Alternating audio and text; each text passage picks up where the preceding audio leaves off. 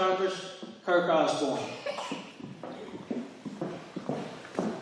Thank you.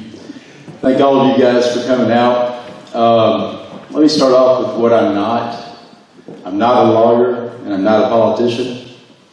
A long time ago I was a petroleum engineer, and I am a businessman who has closed his business 3 months ago to run for Congress. Let me explain to you why I'm doing this. I've lived in District 8 for 11 years. I was born in El Paso on a military base, Fort Bliss. Grew up in a small town south of Dallas-Fort Worth called Cedar Hill, if any of you know it. It's not a small town anymore. It used to be.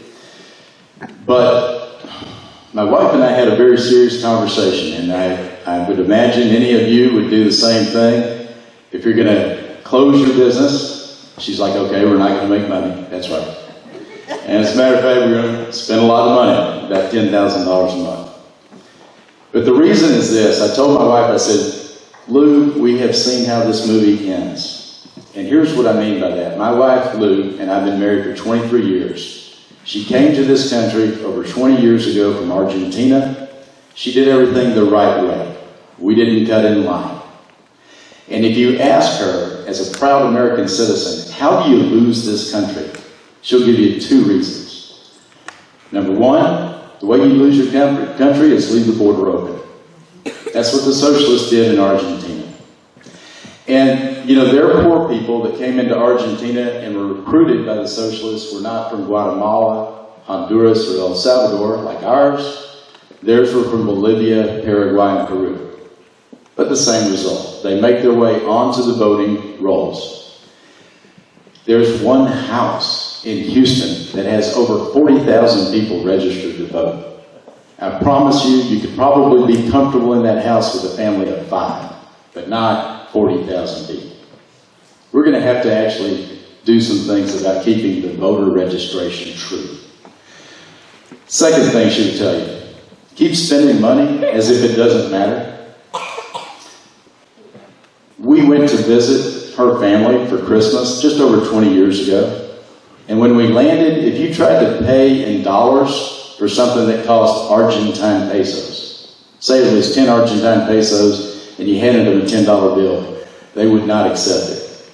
They're very proud people, first world country, and the peso was equal to the dollar. One day while we were there, you go to a red light, you stop and you see that a gallon of gas, this is what it would look like for us. A gallon of gas is $3. You move to the next red light, a gallon of gas is $12. Today, a gallon of gas is $300. That's what happens when your economy collapses. The gentleman I'm running against, that Craig talked about, has been in Congress for 23 years. And it's just a coincidence, but we have not passed a budget out of Congress in 23 years. It was 1997, Newt Gingrich was the Speaker of the House, and Bill Clinton was the President. And in those days, we had Republicans with the courage not to shut the government down for a long weekend, but to shut the government down for weeks until Bill Clinton came to the negotiating table and we negotiated the last budget that's been passed. Ever since then, it's been nothing but continuing resolution and omnibus. And now we're actually raising the debt ceiling multiple times per year.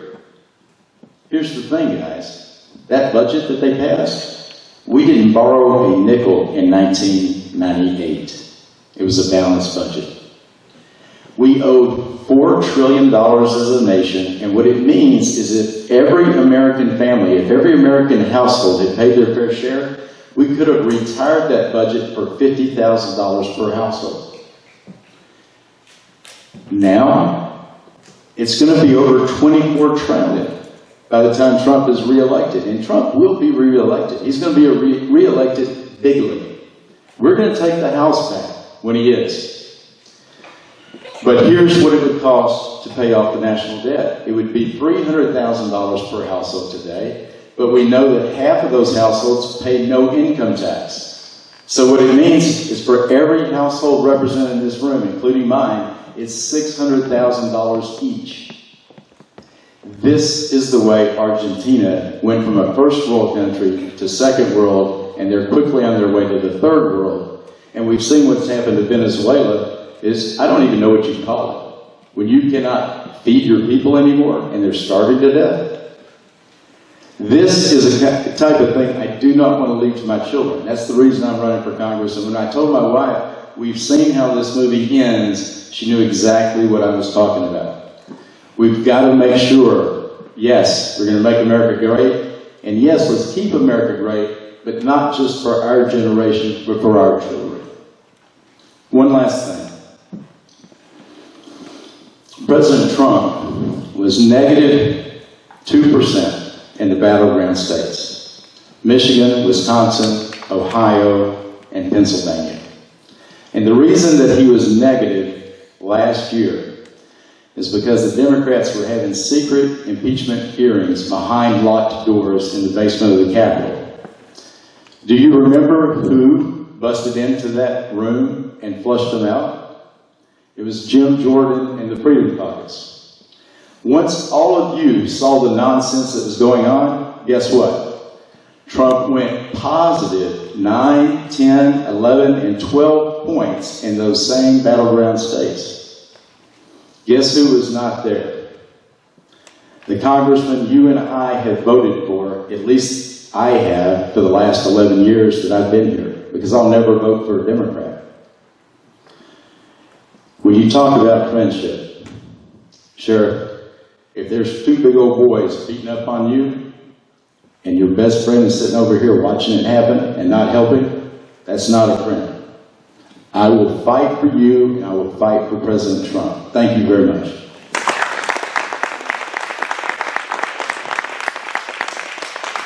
I want to ask you the same question, but I will repeat it. With all the political circus surrounding the Trump impeachment, what would you do to ensure that the American people and your constituents that our Constitution will be followed and President Trump would be guaranteed a fair hearing?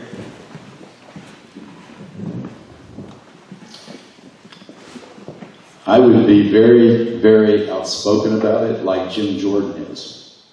You've seen Jim Jordan on television. You've seen Jim Jordan lead the fight against the Democrats. We need more Republicans who actually show up and fight, as opposed to those that sort of melt into the middle. So that's what I would do.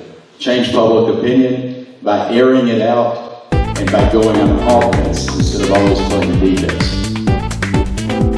Thank you, sir.